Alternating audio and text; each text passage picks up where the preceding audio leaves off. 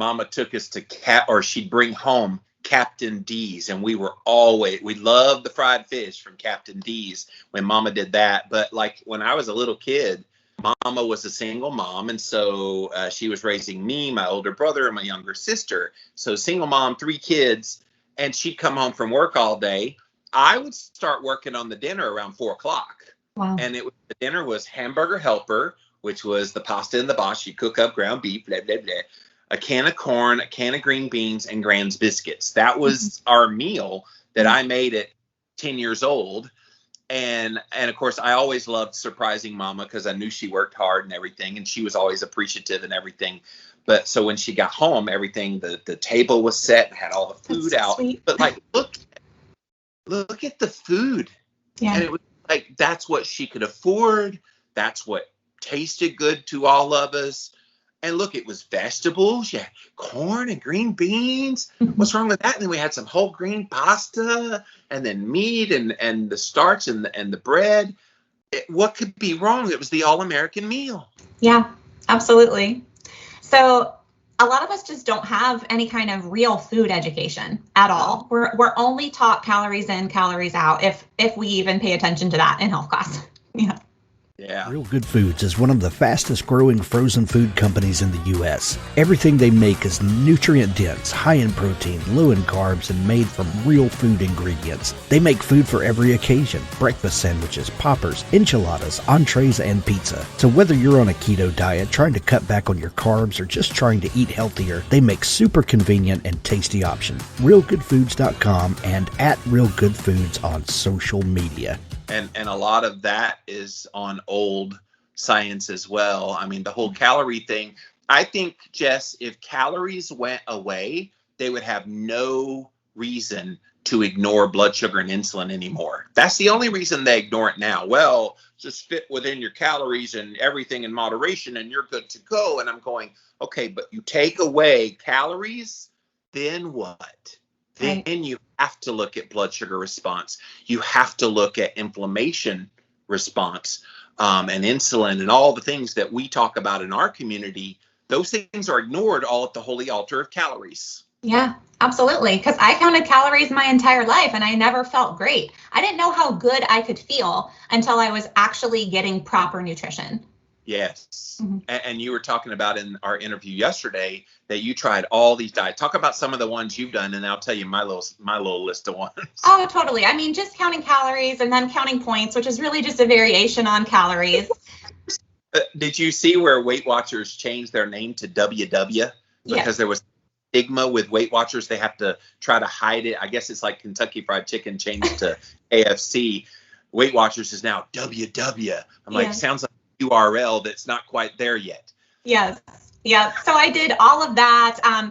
One thing I didn't share with you yesterday, some of the more restrictive things that I did, which was water pills, laxatives. I was like the kid. This is going to sound horrible, but I was like the kid watching the 1980 special episode of Full House that's trying to teach you not to be bulimic and thinking, I wonder if I try that, if it would work.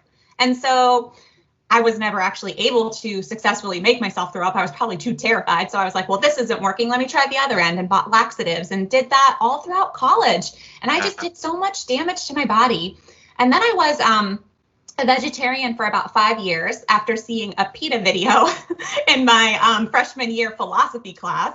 And so I turned to become a vegetarian, and then I was a vegan for 2 of those years.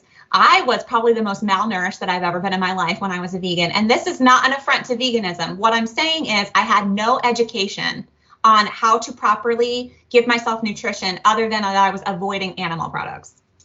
Did PETA have a picture of like a cow's face and have in the arms of an angel? Yes, it was horrible. Yes.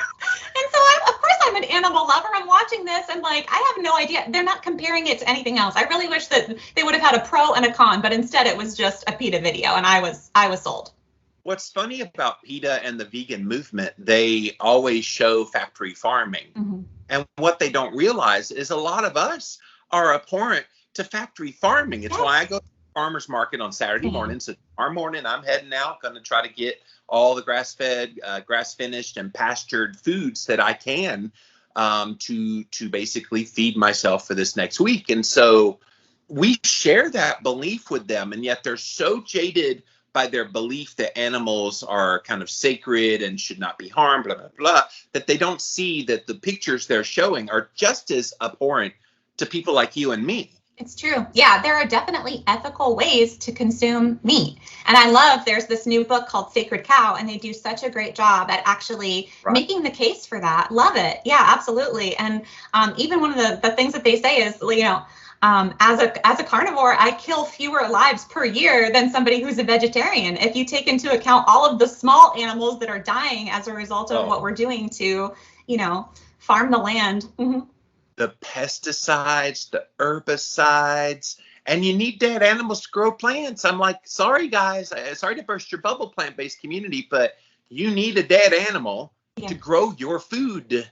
Mm-hmm. And if you're not okay with that, you need to start looking deep within as to why dead animals are required to make vegetables. Yes. And I would still say that you can be a healthy vegetarian or vegan as long as you put in the effort to actually educate yourself properly on it.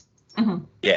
By the way, Sacred Cow is Diana Rogers and Rob Wolf wrote the book. And there's a wonderful documentary film that goes along with it too. I reached out to both of them about an interview and I had not heard back, but I know it was right around the time it came out. And I'm like, maybe they were getting blitzed by so many people. I'm sure. Yeah. Yeah, wonderful, wonderful resources for people to follow. There is a great book as well about kind of a keto vegetarian diet by my friend Dr. Will Cole called Ketotarian. He came up with that concept, a mostly plant-based keto diet. But he does include eggs and he does include fish. And so that's why he says mostly plant-based. I don't think you can do purely plant-based. I asked Dr. Cole one time on our old podcast, Keto Talk, I said, can you be like purely vegan, vegetarian without any animal foods at all and get all the amino acids, the complete amino acids, something like 27 of them? And he said, you can, but it's incredibly hard. You've got to get it from so many sources. And then you got to do it every single day. And it's like, who throws some eggs in there and good. Yeah. Yeah, absolutely. Well, let's shift into why you're here today, because the topic of emotional eating, and by the way, I put out the call a couple months ago. Hey, anybody want to come on the show? You got something interesting? Be interesting, number one. But like, give me something I haven't really heard or talked about before on my podcast. So you brought up this issue of how to overcome kind of this emotional eating, and you'd written a resource about it, which we're going to get into in a minute. And I was like, yes, let's do that. And of course, people hear emotional eating and they think back to the Kathy comic strip where she was like, ack! And every time she went ack, she'd have ice cream or some other form of crappy garbage, as I call it, to soothe her woes. That was emotional eating.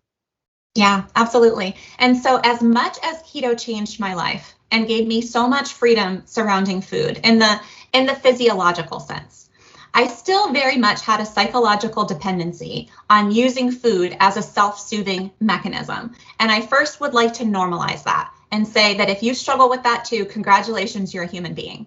So we are conditioned from the time of being an infant to associate food with nurture. Exhibit A, breastfeeding. So, babies will self-soothe at their mom's breast, even if they're not hungry.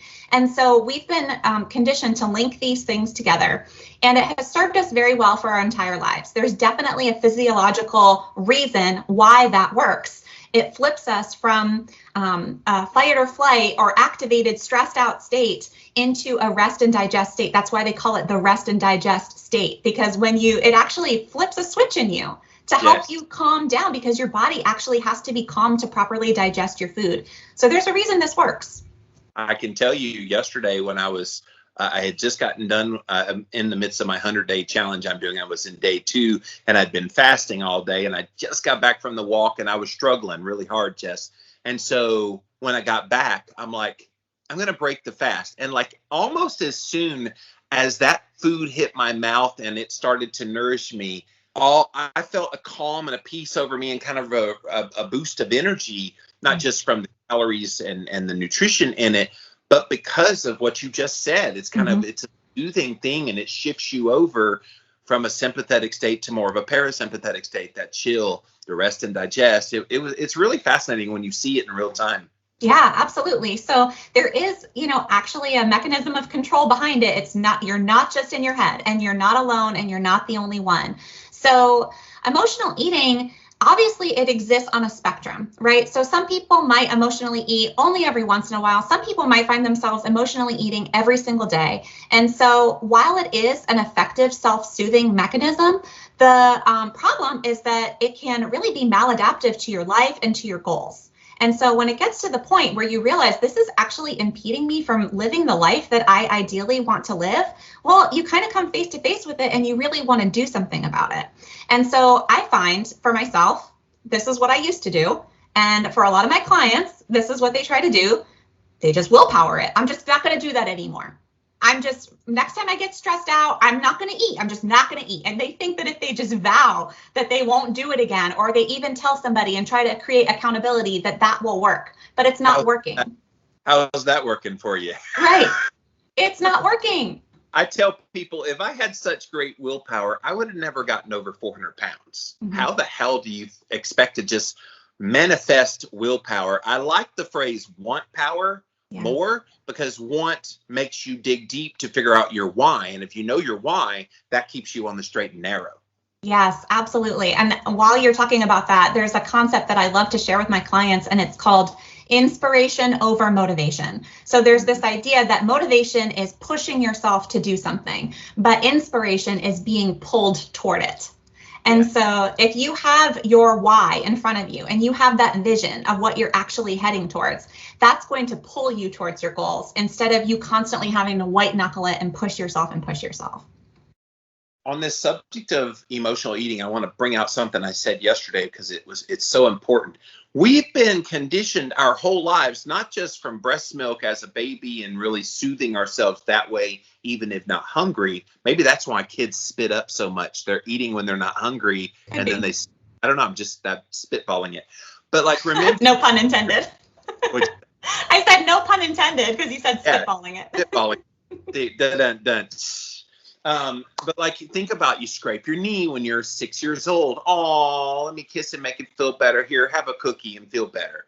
Or, oh, wow, you made the honor roll at school. Let's go out and celebrate at McDonald's, and it's like, that's real stuff, Jess. And it happens not just with bad stuff, but with good stuff. Yeah. And so in the happy times, you eat crap. In the good times, you eat crap.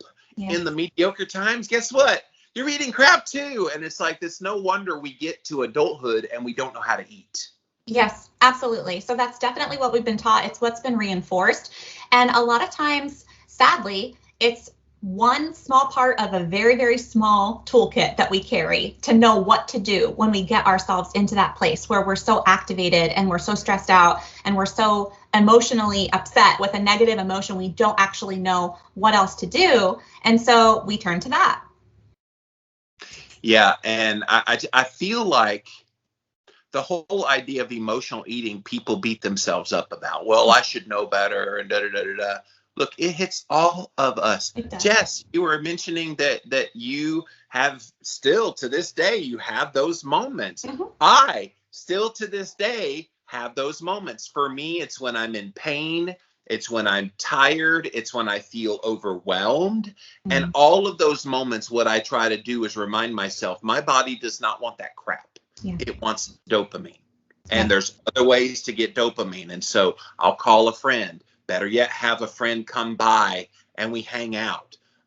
Or I go do something fun. Anything to get a dopamine hit that doesn't require crappy refined carbohydrates, sugars, and grains to put in my body. Because once that happens, it kind of like feeds into you're feeling bad. So then you eat this thing that temporarily lifts you, but then you crash and you feel worse. And it's like, if you know all of that ahead of time, it makes you make better choices. Yes, absolutely. So it's really kind of twofold. You need to have other things that you can turn to help you switch states like that, right? So you mentioned, something else that will give you a dopamine hit, calling a friend, going for a walk, Some of my other favorite things that I like to use meditation or grounding or Reiki or tapping. And you guys can Google all of these things or